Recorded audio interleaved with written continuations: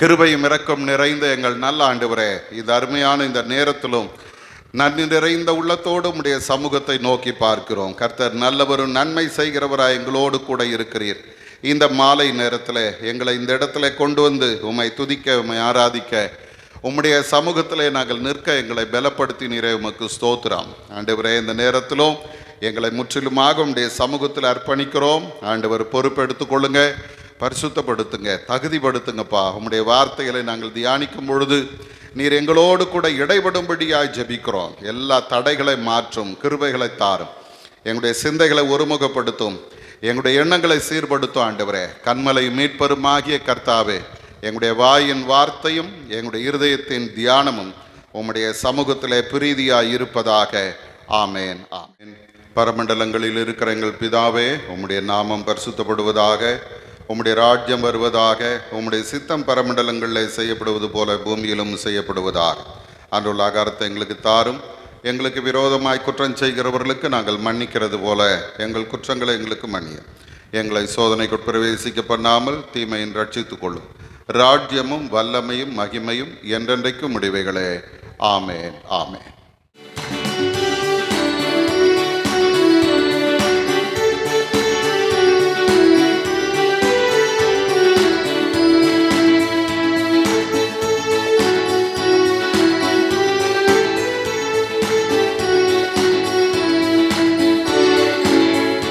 மகிழ்வோம் மகிழ்வோம் தினமாக மகிழ்வோம், இயேசுராஜன் நம் சொந்தமாயினார். மகிழ்வோம் மகிழ்வோம் தினமாக மகிழ்வோம், இயேசுராஜன் நம் சொந்தமாயினார். இந்த பார்தலத்தின் சொந்தக்காரர் அவர், எந்த உள்ளத்தில் சொந்தமானார். இந்த பார்தலத்தின் சொந்தக்காரர் அவர், எந்த உள்ளத்தில் சொந்தமானார். ஆனந்தமே பரமானந்தமே, இது மாபெரும் பாக்கியமே. ஆனந்தமே பரமானந்தமே, இது மாபெரும் பாக்கியமே. இந்த பார்தலத்தின் சொந்தக்காரர் அவர், எந்த உள்ளத்தில் சொந்தமானார். இந்த பார்தலத்தின் சொந்தக்காரர் அவர், எந்த உள்ளத்தில் சொந்தமானார்.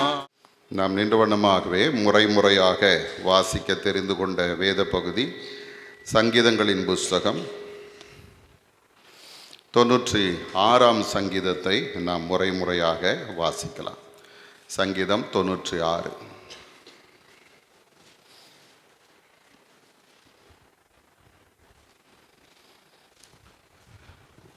கர்த்தருக்கு புது பாட்டை பாடுங்கள், பூமியின் குடிகளே, எல்லாரும் கர்த்தரை பாடுங்கள்.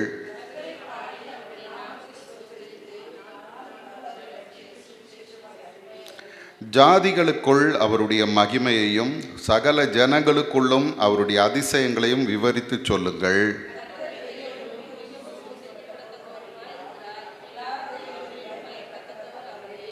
சகல ஜனங்களும் ஜனங்களுடைய தேவர்களும் விக்கிரகங்கள் தானே, கர்த்தரோ வானங்களை உண்டாக்கினவர்.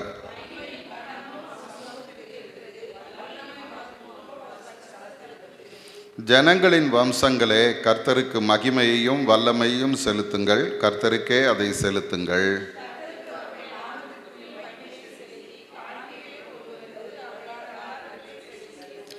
பரிசுத்த அலங்காரத்துடனே கர்த்தரை தொழுது கொள்ளுங்கள். பூலோகத்தாரே, நீங்கள் யாவரும் அவருக்கு முன்பாக நடுங்குங்கள்.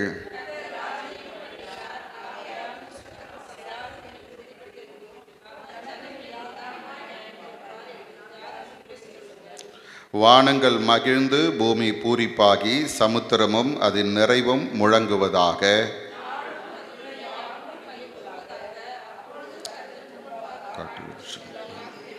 13வது வசனத்தை சேர்ந்து வாசிப்போம். அவர் வருகிறார், அவர் பூமியை நியாயம் தீர்க்க வருகிறார். அவர் பூலோகத்தை நீதியோடும் ஜனங்களை சத்தியத்தோடும் நியாயம் தீர்ப்பார். பிதாவுக்கும் குமாரனுக்கும் பரிசுத்த ஆவிக்கும் மகிமை உண்டாவதாக. எப்பொழுதுமான சதா காலங்களிலும் மகிமை உண்டாவதாக. ஆமென். நாம் நின்ற வண்ணமாகவே சற்று நேரம் கர்த்தரை நாம் துதித்து ஆராதித்து ஆண்டவருடைய வார்த்தைக்கு நாம் கடந்து செல்வோம். இந்த அருமையான இந்த மாலை நேரத்திலும் ஆண்டவருடைய சமூகத்தில் திரும்பவும் ஒரு விசை நாம் கூடி வரும்படி கர்த்தர் நமக்கு பாராட்டி இருக்கிற இந்த கிருபைக்காக நாம் எல்லாரும் ஆண்டவரை உள்ளத்தின் ஆழத்திலிருந்து நன்றியோடு ஸ்தோத்தரிப்போமா? எல்லாரும் கொஞ்ச நேரம் கர்த்தரை நன்றியோடு துதிப்போம்.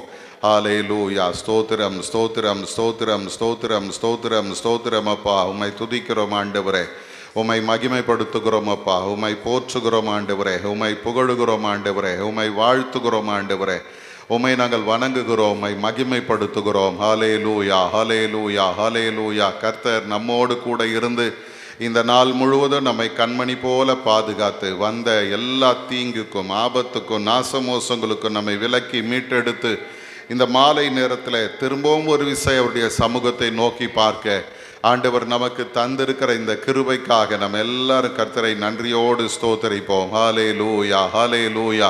கர்த்தருடைய கரம் நம்மோடு கூட இருக்கிறது. ஆண்டவருடைய வல்லமை உள்ள கரம் நம் ஒவ்வொருவரையும் தாங்கி நடத்தி வந்திருக்கிறது.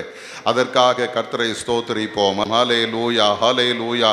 சங்கீதக்காரன் சொல்லுகிறது போல பரிசுத்த அலங்காரத்துடனே கர்த்தரை தொழுது கொள்ளுங்கள் என்று சொல்லுகிறார். ஆண்டவரை நாம் தொழுது கொள்ள வந்திருக்கிறோம்.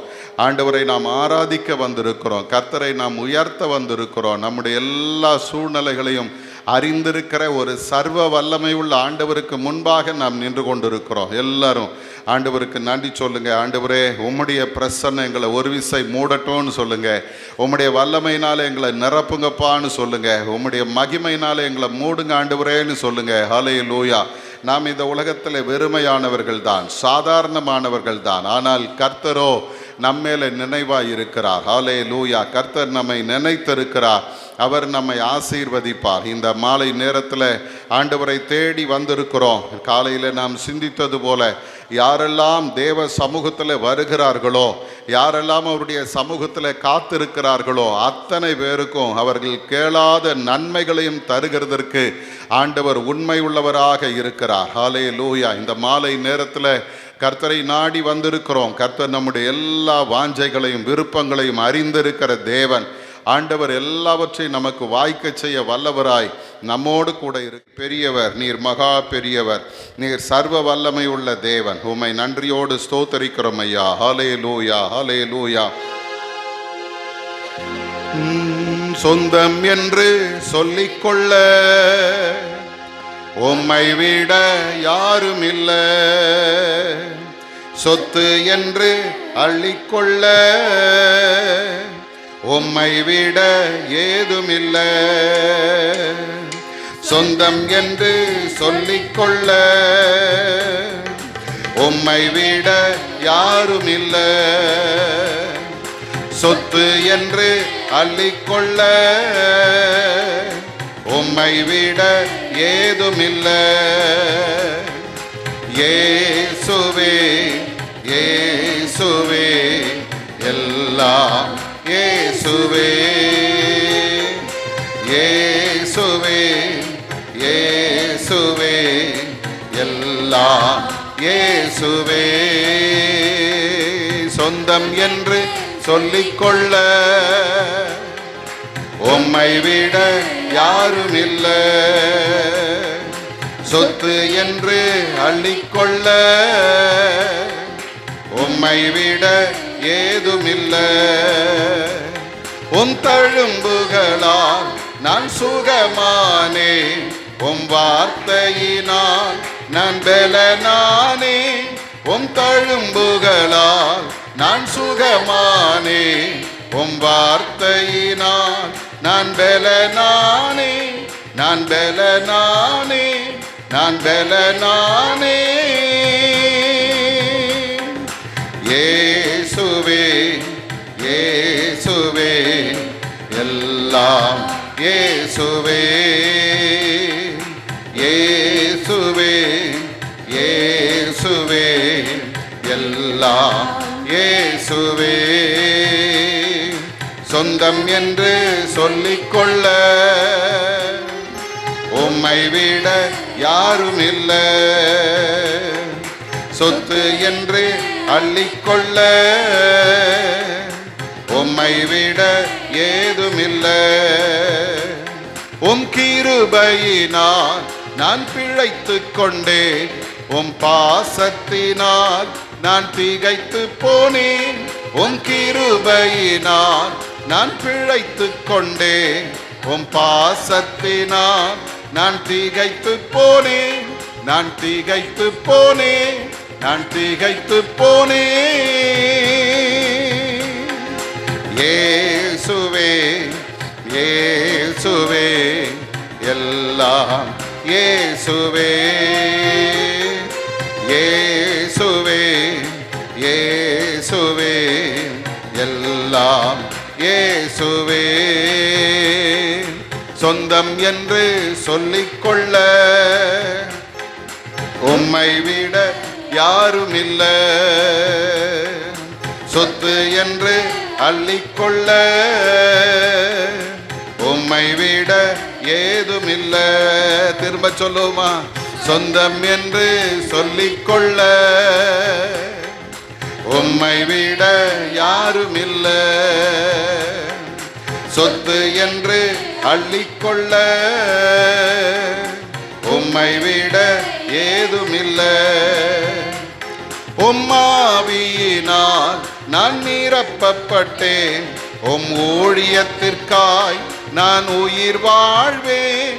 உம்மாவியினால் நான் நிரப்பப்பட்டேன், உம் ஊழியத்திற்காய் நான் உயிர் வாழ்வேன். நான் உயிர் வாழ்வேன், நான் உயிர் வாழ்வேன். இயேசுவே இயேசுவே எல்லாம் இயேசுவே. இயேசுவே இயேசுவே எல்லாம் இயேசுவே. உம்மை நம்பி வந்தேன், நான் வெட்கப்படல. உம்தயை என்னை கைவிடல. உம்மை நம்பி வந்தேன், நான் வெட்கப்படல. உம்தயை என்னை கைவிடல. வேறும் கையாய் நான் கடந்து வந்தேன், இரு பரிவாரங்கள் எனக்கு தந்தீர். வேறும் கையாய் நான் கடந்து வந்தேன், இரு பரிவாரங்கள் எனக்கு தந்தீர். ஏன் எல்லோகே ஏன் எல்லோகே ஏன் எல்லோகே உம்மை துதிப்பேன். ஏன் எல்லோகே ஏன் எல்லோகே ஏன் எல்லோகே உம்மை துதிப்பேன். காயப்பட்டு நின்றேன், கண்ணீரில் சென்றேன், கலங்கின எனக்காக இறங்கி வந்தீர். காயப்பட்டு நின்றேன், எனக்காக இறங்கி வந்தீர். உடன்படிக்கை என்னோடு செய்து இழந்திட்ட யாவையும் திரும்ப தந்தீர். உடன்படிக்கை என்னோடு செய்து இழந்திட்ட யாவையும் திரும்ப தந்தீர். ஏன் எல்லோகே ஏன் எல்லோகே ஏன் எல்லோகே உம்மை துதிப்பேன். அல்லேலூயா. நான் ஆராதிக்கிற ஆண்டவர் சர்வ வல்லமை உள்ளவர். எல்லாரும் அதை உணர்ந்து ஆண்டவரை மகிமைப்படுத்துங்க. ஏன் எல்லோகே ஏன் எல்லோகே ஏன் எல்லோகே உம்மை துதிப்பேன். ஏன் எல்லோகே ஏன் எல்லோகே ஏன் எல்லோகே உம்மை துதிப்பேன். உம்மை நம்பி வந்தேன், நான் வெட்கப்படல. உம்தயை என்னை கைவிடல. உம்மை நம்பி வந்தேன், நான் வெட்கப்படல. உம்தயை என்னை கைவிடல. வேறும் கையாய் நான் கடந்து வந்தேன், இரு பரிவாரங்கள் எனக்கு தந்தீர். வேறும் கையாய் நான் கடந்து வந்தேன், இரு பரிவாரங்கள் எனக்கு தந்தீர். ஏன் எல்லோகே ஏன் எல்லோகே உம்மை துதிப்பேன். ஏன் எல்லோகே, ஏன் எல்லோகே, ஏன் எல்லோகே உம்மை துதிப்பேன். அல்லேலூயா. எல்லாரும் கரங்களை உயர்த்தி ஆண்டவரை பார்த்து சொல்லுங்க, ஆண்டவரே நீர் சர்வ வல்லமை உள்ளவரப்பா, நீர் சர்வ அதிகாரம் உள்ளவர், நீர் சொல்ல ஆகும், நீர் கட்டளையிட நிற்கும், என்னுடைய எல்லா சூழ்நிலையும் ஆளுகிறவர் நீர்தான் ஆண்டவரே. அல்லேலூயா. காயப்பட்டு நின்ற நேரங்களிலே எங்களுடைய கண்ணீரை துடைக்கிறவராய் ஓடி வந்தவரே, நாங்கள் சோர்ந்து போய் நின்ற பொழுது எங்களை தேற்றுகிறவராய் வந்தவரே, உம்மை நாங்கள் நன்றியோடு ஸ்தோத்தரிக்கிறோன்னு சொல்லுங்க. அல்லேலூயா. அவர் இம்மட்டும் நம்மை நடத்தினவர் எபனேசர், இனிமேலும் அவர் நமக்கு யெகோவா ஈராய் இருந்து எல்லாவற்றையும் அவர் பார்த்து கொள்ள போகிறார். உம்மை துதிக்கிறோம் அப்பா, உம்மை ஸ்தோத்தரிக்கிறோம். நீர் செய்கிற நன்மைக்காக நாங்கள் உமக்கு நன்றி சொல்லுகிறோம் ஆண்டவரே. ஹல்லேலூயா, ஹல்லேலூயா, ஹல்லேலூயா. நன்றி அப்பா. இந்த அருமையான நேரத்திலும் வந்திருக்கிற உங்கள் யாவரையும் ஆண்டவராகி இயேசு கிறிஸ்துவின் இனிதான நாமத்தினாலே வாழ்த்துகிறேன், வரவேற்கிறேன். ஆண்டவர் தாமே இந்த நாளுக்கும் இந்த நேரத்திற்கும் உரிய எல்லா ஆசீர்வாதங்களினாலும் உங்களை நிறைத்து வழி நடத்துவாராக. அருமையானவர்களே, இந்த நாளிலும் நாம் இந்த மாலை நேரத்தில் கர்த்தருடைய சமூகத்தில் வந்திருக்கிறோம். ஆண்டுடைய வார்த்தையை தியானிக்கும்படியாய் வந்திருக்கிறோம். கர்த்தர் நம்மோடு கூட இடைபடும்படி ஆண்டுடைய சமூகத்தில் காத்திருப்போம். இந்த நாளிலே ஒரு அருமையான ஒரு தம்பியோடு பேசி கொண்டிருக்கும்போது அவனை பார்த்து சொன்னேன், உன்னை நம்பினோம், ஆனால் நீ அந்த நம்பிக்கைக்கு பாத்திரவானாய் நடக்கவில்லை என்று சும்மா வேடிக்கையாக சொன்னேன். அவன் என்ன டென்ஷன் ஆனானோ தெரியல. அவன் என்னை பார்த்து சொன்னான், இனிமேல் நீங்கள் என்னை நம்பாதீங்க அப்படின்னா. அந்த இனிமேல் நீங்கள் என்னை நம்பாதீங்க அப்படின்னு சொன்ன அந்த வார்த்தை கொஞ்சம் சுருக்குன்னு இருந்துச்சு எனக்கு. அந்த வார்த்தையை நான் அவனிடத்தில் சொன்னேன், இதுதான் இன்னைக்கு சாயந்தரம் பிரசங்கம், ஆண்டவர் கொடுத்த வார்த்தை இது என்று அவனிடத்தில் சொன்னேன். அருமையானவர்களே, இன்றைக்கு ஆண்டவர் உங்களையும் என்னையும் நம்புகிறார். அல்லேலூயா. ஏன்னா ஒரு மாதிரி பார்க்குறீங்க, கர்த்தர் நம்மை நம்புகிறார். அவர் ஒவ்வொரு மனிதனிடத்திலும் ஒரு சித்தத்தை வைத்து அந்த சித்தத்தின்படி அவர்கள் நடப்பார்கள், நடக்க வேண்டும் என்று அவர் நம்புகிறார். இந்த இடத்துல நாம் பார்ப்போமானால் அப்போஸ்தலர் 13ஆம் அதிகாரத்தில் 22வது வசனத்திலே தாவீதை குறித்து ஆண்டவர் இப்படி ஒரு வார்த்தையை சொல்லுகிறதை நாம் பார்க்கிறோம். பின்பு அவர் அவனை தள்ளி தாவீதை அவர்களுக்கு ராஜாவாக ஏற்படுத்தி, ஈசாயின் குமாரனாகிய தாவீதை என் இருதயத்துக்கு ஏற்றவனாக கண்டேன், எனக்கு சித்தமானவைகளை எல்லாம் அவன் செய்வான் என்று அவனை குறித்து சாட்சி கொடுத்தார். அப்போ ஆண்டவர் இந்த இடத்துல தாவீதை தெரிந்தெடுத்து அந்த தாவீதினிடத்துல அவர் ஒரு நம்பிக்கை வைக்கிறார். என்ன நம்பிக்கை வைக்கிறார்னா, எனக்கு சித்தமானவைகளை எல்லாம் அவன் செய்வான் என்று ஆண்டவர் அங்கே அவனை நம்புகிறார். இன்றைக்கு அருமையான தேவஜனமே, கர்த்தர் மனிதனை நம்புகிறார். நமக்கு அது ஒருவேளை ஆச்சரியமா இருக்கலாம். அந்த சர்வ வல்லமை உள்ள ஆண்டவர் ஒன்றும் இல்லாத ஒரு மனிதனிடத்துல நம்பிக்கை வைப்பாரா? நம்ம அவரை நம்புகிறோம், அது நல்லது, அவரை நம்பித்தான் ஆகணும், வேற வழி இல்லை. ஆனால் அவர் என்னை நம்புகிறார் என்பது நமக்கு ஆச்சரியமான ஒன்று. ஆனால் அதுதான் உண்மை. இன்றைக்கு இந்த மாலை நேரத்தில் அருமையானவர்களே, ஆண்டவர் நம்முடைய வாழ்வை, நம்முடைய நடக்கைகளை, நம்முடைய வாழ்க்கையில் நாம் செய்ய வேண்டிய காரியங்களை நமக்கு அவர் முன்குறித்து வைத்து இதை இவர்கள் செய்வார்கள் என்று கர்த்தர் நம்புகிறார். வேதத்தில் ஒரு 3 பேரை நாம் சிந்திக்க இருக்கிறோம். முதல்ல மோசேயின் மேலே கர்த்தர் வைத்த நம்பிக்கை.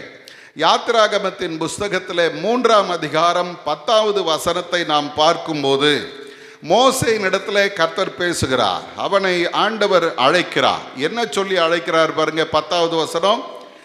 நீ இஸ்ரவேல் புத்திரராகிய என் ஜனத்தை எகிப்திலிருந்து அழைத்து வரும்படி உன்னை பார்வோன் இடத்துக்கு அனுப்புவேன் வா என்று சொல்லி ஆண்டவர் அவனை அழைக்கிறார். நீ இஸ்ரவேல் புத்திரராகி என் ஜனத்தை எகிப்திலிருந்து அழைத்து வரும்படிக்கு. அப்ப ஆண்டவர் மோசேயின் இடத்துல ஒரு காரியத்தை எதிர்பார்க்கிறார். என்ன? இந்த இஸ்ரவேல் ஜனங்களை எகிப்திலிருந்து இவன் விடுதலையாக்கி நான் இவர்களுக்கு கொடுக்கிற கானான் தேசத்தில் இவர்களை கொண்டு போய் சேர்ப்பான் என்று சொல்லி ஆண்டவர் ஒரு திட்டம் வைத்து ஒரு நம்பிக்கை வைத்து மோசேயை ஆண்டவர் அழைக்கிறார். அந்த அழைத்த ஆண்டவர் மோசேக்கு தேவையான அத்தனை காரியங்களையும் கர்த்தர் செய்து கொடுக்கிறார். நீங்க வேதத்தை வாசிச்சு பார்த்தீங்கன்னா இதுல ஆச்சரியம் என்ன அப்படின்னா, இவனை கொலை செய்ய தேடினவர்கள் எல்லாம் அழிந்து போகிறார். 40 ஆண்டுகளுக்குள்ள எல்லாம் மாறி போச்சு, எல்லா சூழ்நிலையும் மாறி போச்சு. இப்ப ஆண்டவர் அவனை பார்த்து சொல்றார், நீ பார்வோன் இடத்துல போ என்று சொல்லி ஆண்டவர் அனுப்புகிறார்.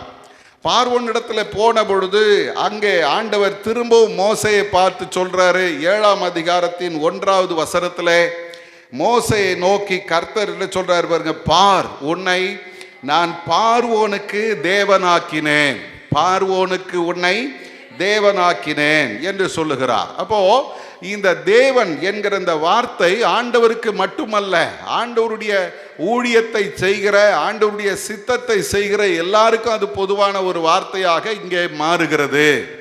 மோசே ஆண்டவர் சொல்றாரு, உன்னை பார்வோனுக்கு தேவனாக்குகிறேன், சர்வ வல்லமை உள்ளவர் என்கிற அந்த தேவன் என்கிற அந்த வார்த்தைக்கு இங்க இந்த மோசே ஆண்டவர் அங்கே நிறுத்துகிறார். அப்போ ஒரு மனிதனை நம்பி கடவுள் எவ்வளவு ஒரு மேன்மை கொடுக்கிறார் பாருங்க. அவனை பார்வோனுக்கு தேவனாக மாற்றினார்.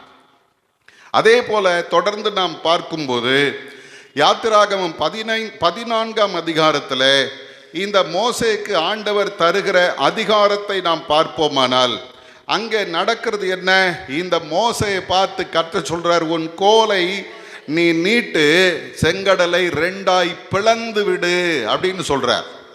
பிளக்கும்னு சொல்லல, பிளந்து விடு அப்படின்னு சொல்றார். அப்படின்னா என்ன அர்த்தம்? உனக்கு நான் அதிகாரங்களை கொடுக்கிறேன். அருமையானவர்களே, கர்த்தர் ஒரு மனிதனை நம்புவாரானால் அவனை வல்லமை உள்ளவனாய் மாற்றுகிறார், அதிகாரங்களை கொடுக்கிறார். இயற்கையின் மேல ஒரு அதிகாரம். வேதம் சொல்லுகிறது, இந்த மோசே என்ன செய்தானாம்?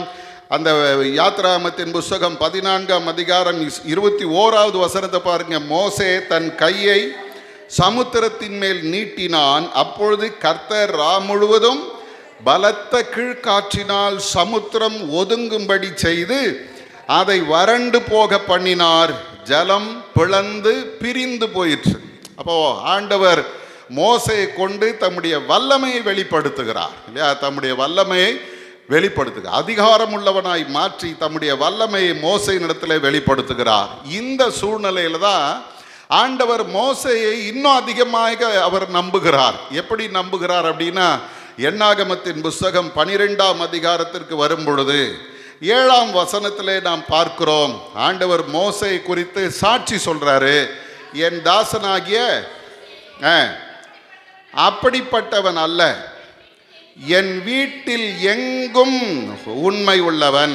பாருங்க, ஆண்டவர் ஒவ்வொரு படியா அப்படி மோசையை உயர்த்தி கொண்டே வர்றார். முதல்ல தம்முடைய வல்லமை உள்ள மனிதனாய் மாற்றினார், தம்முடைய அதிகாரத்தை அவனுக்கு கொடுத்தார், தம்முடைய அற்புதங்களை விளங்க செய்கிற மனிதனாய் மாற்றினார். இப்போ ஆண்டவர் சொல்றாரு, என் வீட்டில் எங்கும் உண்மை உள்ளவன், நான் என்ன சொல்லுகிறேனோ அதை எல்லாவற்றையும் செய்து முடிக்கிற என்னுடைய ஊழியக்காரன்.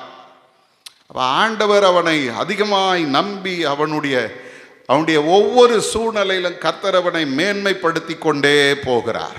ஆனால் இந்த சூழ்நிலையில தான் மோசேயினுடைய வாழ்விலே ஒரு இக்கட்டான ஒரு நேரம் வருகிறது.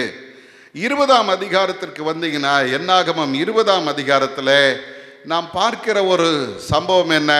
அவர்கள் மேரிபாவின் தண்ணீர்களிடத்திலே வருகிறார் இல்லையா? அந்த இடத்துல நாம் பார்க்கிறோம், அவங்க அதை 8வது வசனத்தில் நாம் பார்க்கிறோம். ஆண்டவர் சொல்றார், நீ கோலை எடுத்துக்கொண்டு நீயும் உன் சகோதரனாகிய ஆரோனும் சபையாரை கூடி வர செய்து அவர்கள் கண்களுக்கு முன்னே கன்மலையை பார்த்து பேசுங்கள் என்று சொல்லுகிறார்.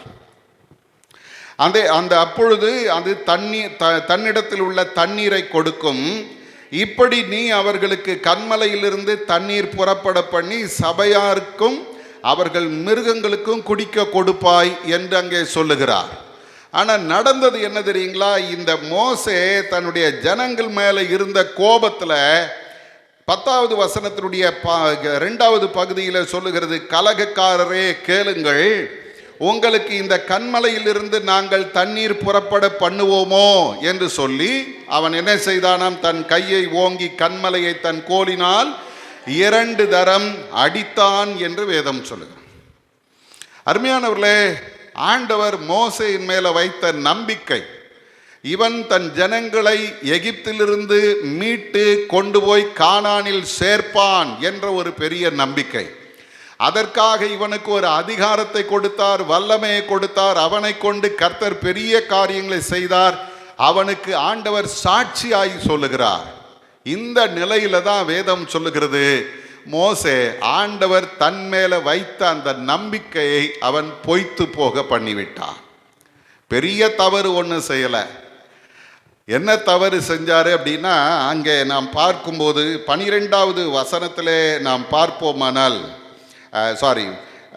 அந்த என்னாகமத்தின் புஸ்தகத்தில் 12வது வசனத்தில் நாம் பார்க்கிறோம், கர்த்தர் மோசேயும் ஆரோனையும் நோக்கி, இஸ்ரவேல் புத்திரரின் கண்களுக்கு முன்பாக என்னை பரிசுத்தம் பண்ணும்படி நீங்கள் என்னை விசுவாசியாமற் போனீர்கள். பெரிய தவறெல்லாம் ஒன்றும் பண்ணல. என்ன பண்ணாங்களா, அவரை பரிசுத்தம் பண்ணுறதுன்னா அவரை மேன்மைப்படுத்துதல். அவரை மேன்மைப்படுத்துவதற்காக அவர் மேலே ஒரு விசுவாசம் வைத்து அந்த கோலை எடுத்து அடிக்காம பேச வேண்டிய இடத்துல பேசியிருக்கணும். ஆனால் மோசே அதை செய்யாமல் போனார். என் வீட்டில் எங்கும் உண்மை உள்ளவன் 99%, இன்னும் சொல்ல போனால் 99.9% ஓகே. ஆனால் அந்த ஒரே ஒரு காரியம் மோசேக்கு எதிராக மாறிவிட்டது. காரணம் என்னன்னா, நம்புகிற கர்த்தர் அவனிடத்தில் எதிர்பார்த்ததுன்னு தெரியுமா, இந்த காரியத்திலும் மோசே எனக்கு கீழ்ப்படிவான், என் மேலே விசுவாசம் வைப்பான், நான் சொன்னதை செய்வான் என்று கர்த்தர் எதிர்பார்த்தார். ஆனால் அவரோ என்ன பண்ணிட்டார், மோசே நம்பிக்கை இல்லாமல் விசுவாசம் இல்லாமல் கன்மலையை பார்த்து பேச வேண்டிய இடத்துல கன்மலையை அடித்தார். அவனுடைய விளைவு என்ன தெரியுங்களா, ஆண்டவர் சொல்றாரு, நீங்க அந்த தேசத்துக்குள்ள பிரவேசிக்க மாட்டீர்கள். நல்லா கவனிங்க, கர்த்தர் என்னையும் நம்புகிறார். எல்லாரும் சொல்லுங்க பார்க்கலாம், கர்த்தர் என்னையும் நம்புகிறார். அவர் என்னை நம்பி கொடுத்த பொறுப்புகளில் கொஞ்சம் தவறுனாலும் அவரால் அதை ஏற்றுக்கொள்ளவே முடியாது. காரணம் என்ன தெரியுமா, அந்த பொறுப்புகளை நாம் செய்து முடிப்பதற்காக கர்த்தர் நமக்கு தந்த கிருபை, ஆண்டவர் நமக்கு தந்த வல்லமை, ஆண்டவர் நமக்கு தந்த அதிகாரம் எல்லாவற்றையும் மோசே ஒரு வினாடியில் தவிடுபடி ஆக்கிட்டார். இன்னைக்கு அருமையான தேவ ஜனமே, நம்முடைய வாழ்க்கை சற்று நாம் யோசித்து பார்ப்போம். என்னை நம்புகிற கர்த்தருக்கு நான் உண்மையாக இருக்கிறேனா?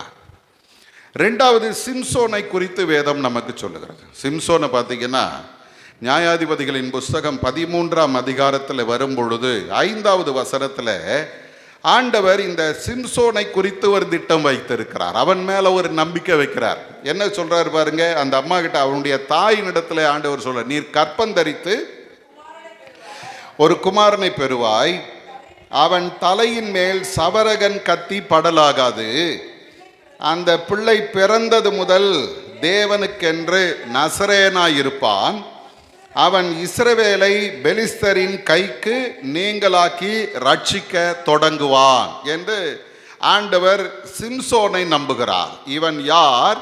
பெலிஸ்தரின் கைக்கு தன் ஜனங்களை ரட்சிக்கிறவன். அல்லேலூயா. அப்போ ஆண்டவர் ஒரு திட்டம் வைத்திருக்கிறார், ஒரு நம்பிக்கை வைக்கிறார். சிம்சோன் மேலே ஒரு நம்பிக்கை வைக்கிறார். என்ன நம்பிக்கை? இவன் பெலிஸ்தருடைய கையில் இருந்து தன் ஜனங்களை நீங்களாக்கி ரட்சிப்பான். அருமையான ஒரு பெயரும் அவனுக்கு வைக்கப்படுகிறது. சிம்சோன் அப்படின்னா என்ன அர்த்தம் அப்படின்னு பார்த்தீங்கன்னா, சூரியன் அல்லது பிரகாசம்னு அர்த்தம். சூரியன் பிரகாசம், நல்ல ஒரு பேர். ஆனால் அவனுடைய வாழ்க்கையை நம்ம பார்த்தோன்னா, அவனை நம்பின கர்த்தரை அவன் முழுவதுமாக ஏமாற்றி கொண்டே இருந்தான். ஆண்டவர் வச்ச திட்டம் என்ன அப்படின்னா, இவன் பெலிஸ்தரை முறியடிப்பான் என்று அவர் நினைக்கிறார். ஆனால் இவன் என்ன பண்ணுறான் தெரியுங்களா? வாழ்நாள் பூரா பெலிஸ்திய பெண்கள் பின்னால் சுற்றினான். இதுதான் சிம்சோன் செஞ்ச ஒரு பெரிய வேலை.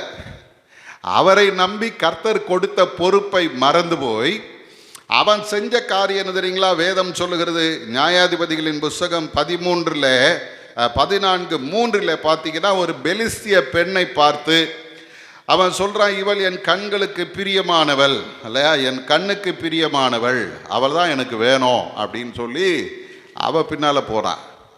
சரி, அதோட முடிஞ்சுதா? அது தோல்வி அடைஞ்சது. அப்போவாவது அவன் திருந்தி இருக்கணும். இல்லை. 16ஆம் அதிகாரத்துக்கு வரும்பொழுது 1வது வசனத்தில் நாம் பார்க்கிறோம், பெலிஸ்திய தேசத்தில் ஒரு வேசியை கண்டு அவளிடத்துல போகிறான். இல்லை, காசாவுக்கு போய் அங்கே ஒரு வேசியை கண்டு அவளிடத்தில் போனான். 4வது வசனத்துக்கு வந்தீங்கன்னா திரும்பவும் சொல்லுது, அவன் சோரேத் ஆற்றங்கரையில் இருக்கிற தெளிலால் என்னும் பேருள்ள ஒரு ஸ்திரியோட சிநேகமாயிருந்தான். எனக்கு அருமையான தேவஜனமே, வேதம் நம்மை பார்த்து சொல்லுகிறது, கர்த்தர் நம்மை குறித்து ஒரு பெரிய திட்டம் வைத்திருக்கும் போது, நம்ம மேல ஒரு நம்பிக்கை வைத்திருக்கும் போது, அந்த நம்பிக்கைக்கு நாம் பாத்திரவான்களாய் நடக்க வேணும். யோவான் சொல்றாரு, உலகத்தின் இச்சை, மாம்சத்தின் இச்சை, கண்களின் இச்சை அல்ல, கண்களின் இச்சை, மாம்சத்தின் இச்சை, ஜீவனத்தின் பெருமை, இதெல்லாம் ஆண்டவருடைய அன்பிலிருந்து நம்மை தூர கொண்டு போய் விடுகிறது. இன்னைக்கு மனிதனுடைய நிலைமை என்ன அப்படின்னா, இந்த 3மே இன்னைக்கு மனிதனை ஆட்டி படைத்து கொண்டிருக்கிறது. கண்களின் இச்சையும், மாம்சத்தின் இச்சையும், ஜீவனத்தின் பெருமையும் இன்றைக்கு ஆட்டி படைத்து கொண்டிருக்கிறது. நான் என்கிற ஒரு அகந்தையில மனுஷன் ஓடிட்டு இருக்கிறான். உலகத்தில் அன்பு கூர்ந்தால் தேவனிடத்தில் நமக்கு என்ன இல்லை? அன்பு இல்லை.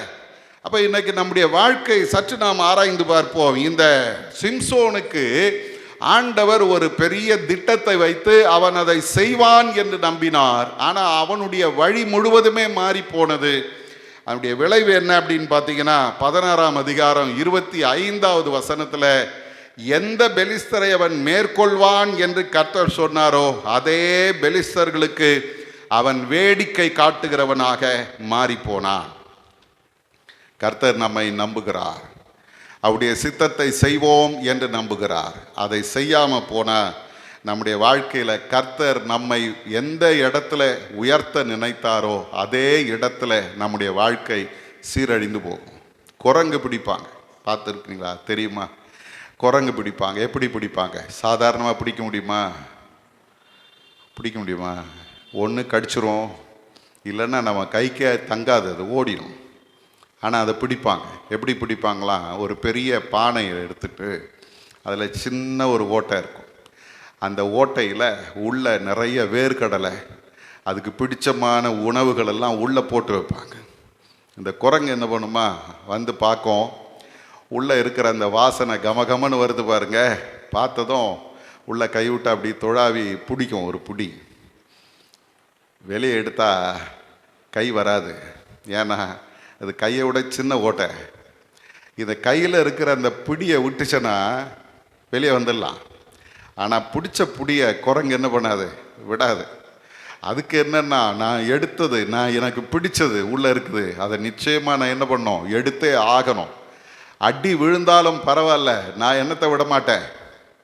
நான் பிடிச்ச பிடியை விட மாட்டேன். அதனுடைய விளைவு, சுதந்திரமாக மரத்தில் சுற்றிட்டு இருக்க வேண்டிய குரங்கு கூண்டுக்குள்ளே அடைக்கப்பட்டு வேடிக்கை பொருளாய் மாறுகிறது.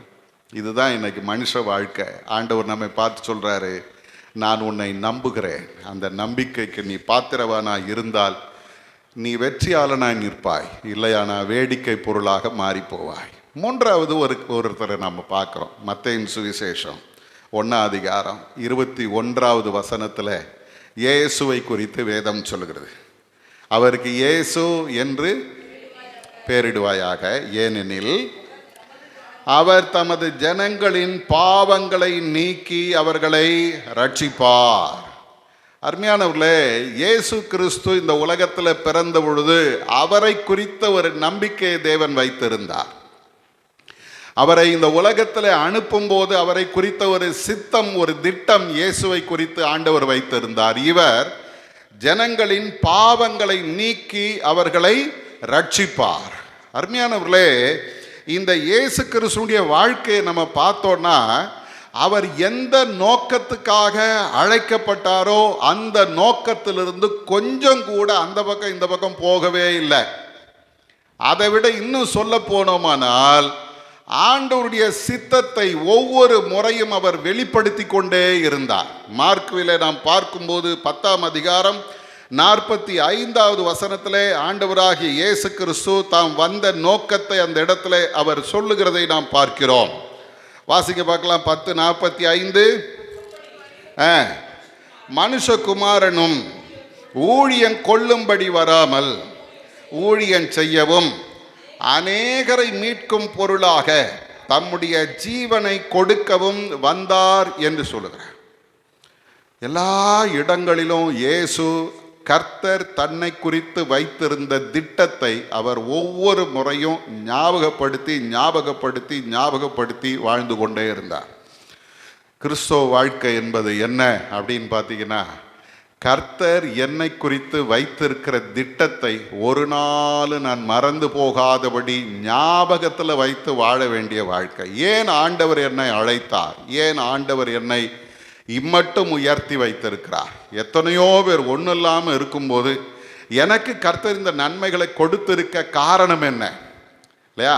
எத்தனையோ பேர் ஆண்டவரை அறியாமல் பாவத்தில் கிடக்கிறாங்க. இப்போது நீங்கள் அப்படி கொஞ்சம் உலகத்தை பார்த்தீங்கன்னா, எத்தனையோ பேர் சினிமா தியேட்டர்லேயும் பீச்லேயும் பார்க்லேயும் உட்கார்ந்துட்டு இருக்கும்போது உங்களை என்னையும் ஒரு சிலராய் தெரிந்தெடுத்து கர்த்தர் இந்த இடத்துல கொண்டு வந்து உட்கார வைத்து இருக்கிறார். எதற்காக அப்படின்னா, இன்னைக்கு நீங்களும் நானும் அவருடைய சித்தத்தை திரும்ப ஒரு விசை அறிந்து கொண்டவர்களாக இந்த இடத்தை விட்டு கடந்து செல்ல வேண்டும் என்று கர்த்தர் நம்மை அழைத்து வந்திருக்கிறார். உலகம் எப்படி போனாலும் நான் கர்த்தருடைய சித்தத்தை நிறைவேற்ற, அவர் என்னை குறித்து வைத்திருக்கிற திட்டத்தை நிறைவேற்ற என்னை நான் அர்ப்பணிக்க வேண்டும் என்கிற அந்த எண்ணத்தை ஆண்டவர் நம் ஒவ்வொருவருக்கும் தரும்படி கர்த்தர் இந்த இடத்துல நம்மை கொண்டு வந்திருக்கிறார்.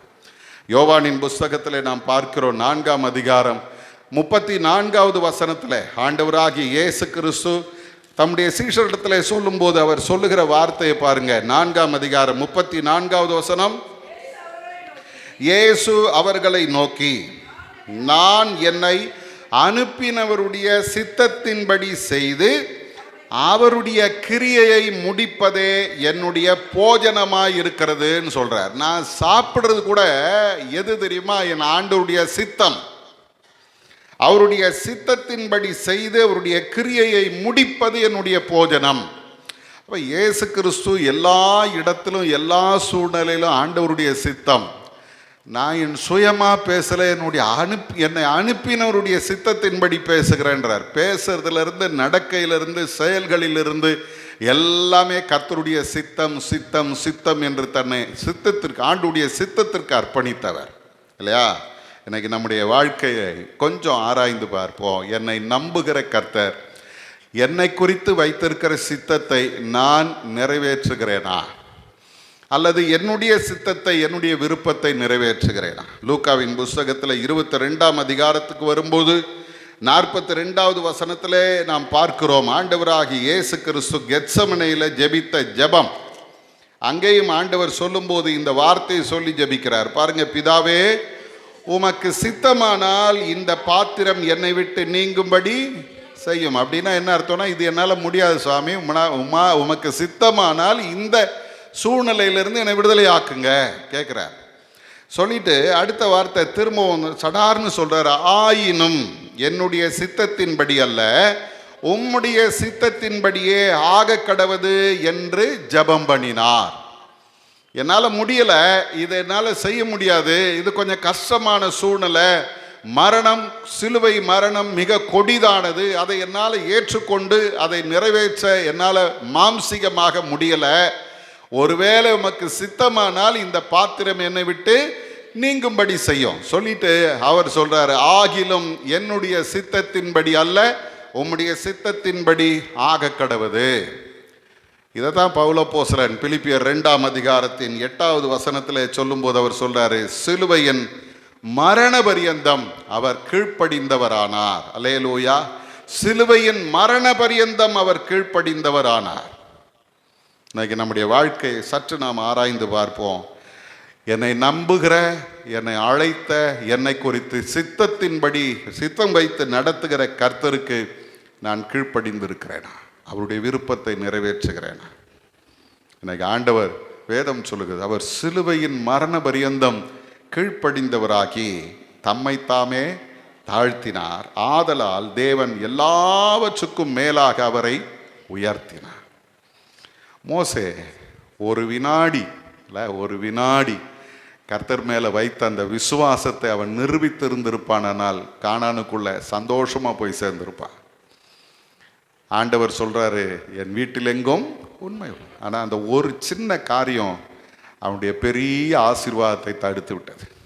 சிம்சோன் கர்த்தர் அவனுக்கு வைத்த திட்டத்தை அவன் மறந்து போய் உலகத்தின் பாதையில் ஓடினதுனால எந்த பெலிஸ்தரை மேற்கொள்ள வேண்டுமோ அதே பெலிஸ்தர்களுக்கு முன்பாக அவன் வேடிக்கை பொருளாய் மாறினான். இயேசு கிறிஸ்து தாம் எந்த நோக்கத்துக்காக இந்த உலகத்தில் வந்தாரோ அந்த நோக்கத்தை ஒவ்வொரு முறையும் ஞாபகத்தில் வைத்து அதை அவருடைய சித்தத்தை செய்யும்படி தன்னை அர்ப்பணித்ததுனால வேதம் சொல்லுகிறது, எல்லா நாமத்துக்கும் மேலான நாமத்தை ஆண்டவர் அவருக்கு கொடுத்தார். இன்னைக்கும் இயேசு என்கிற அந்த பெயரை சொன்னா பிசாசு நடுங்கும்.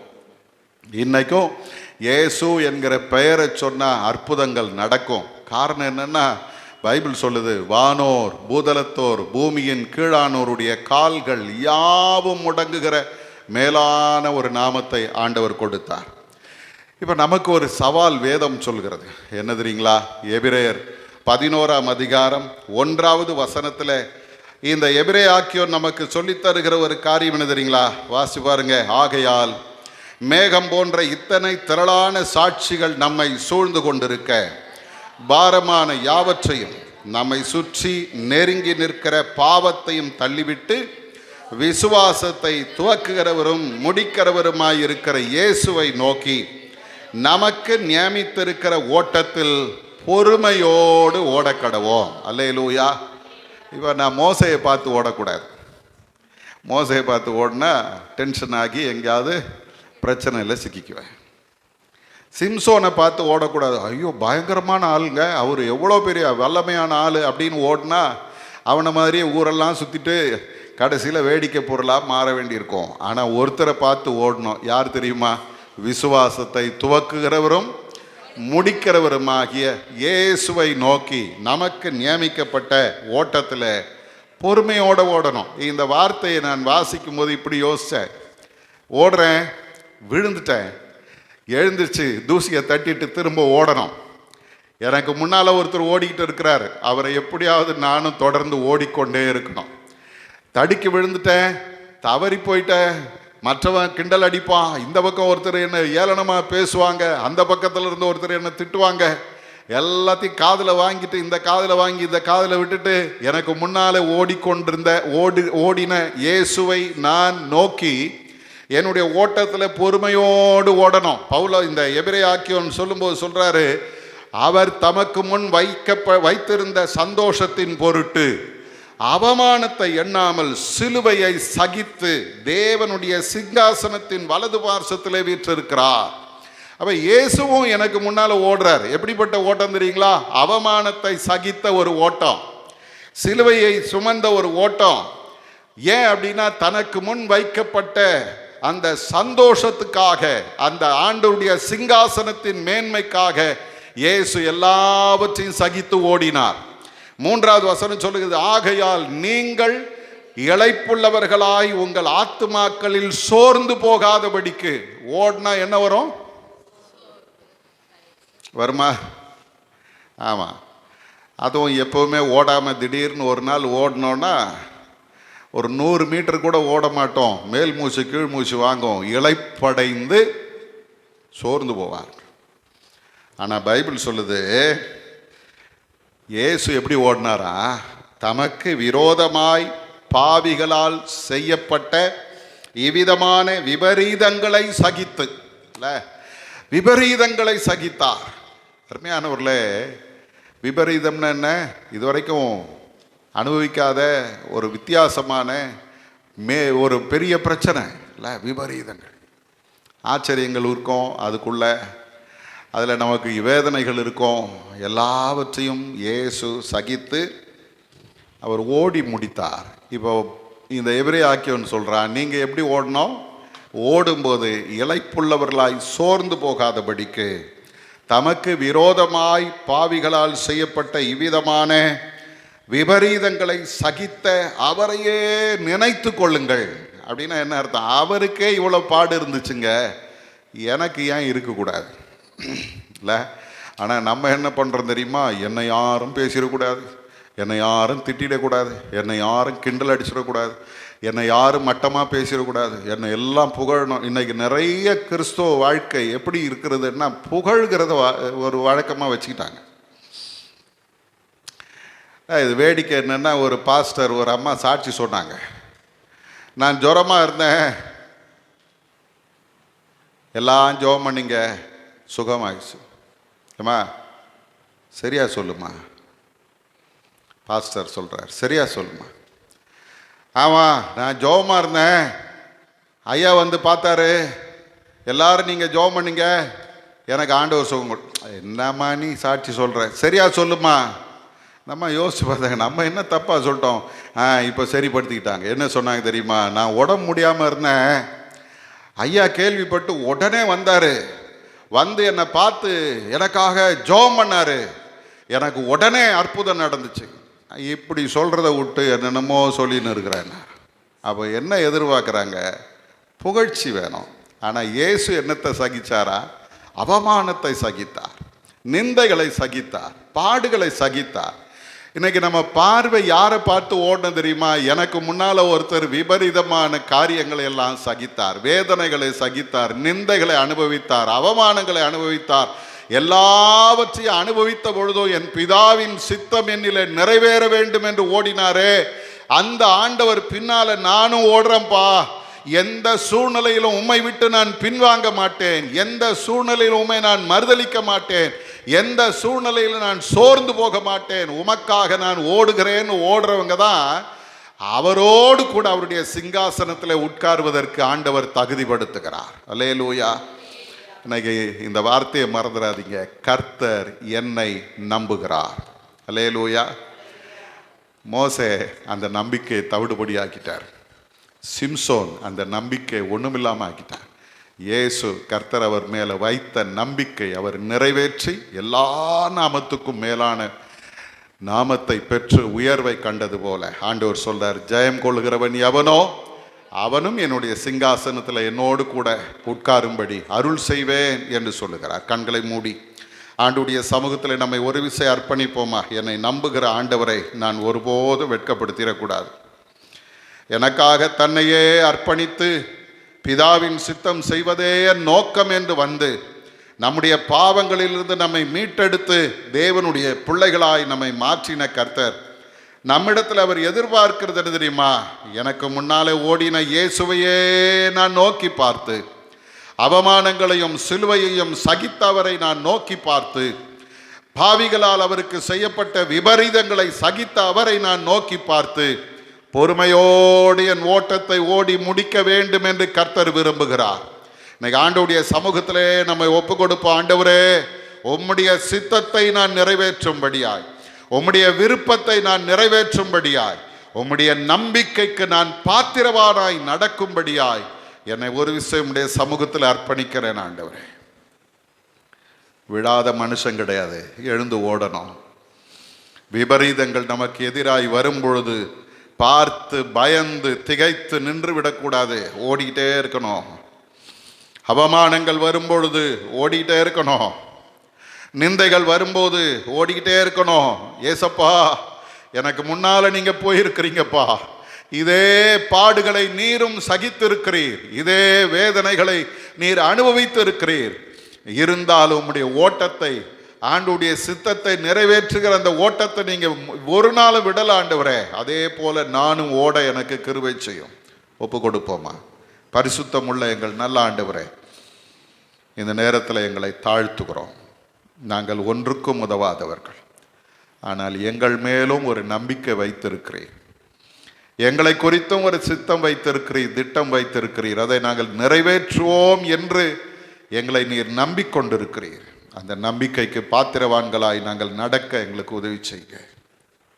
மோசே உம்முடைய வீட்டில் எங்கும் உண்மை உள்ளவனாய் இருந்தான், ஆனால் ஒரே ஒரு அவிசுவாசம் அவனுடைய வாழ்க்கையில் எல்லா மேன்மையும் ஒன்றுமில்லாமல் போனது. ஆண்டவரே, சிம்சோனை குறித்து நீர் பெரிய ஒரு திட்டம் வைத்திருந்தீர்.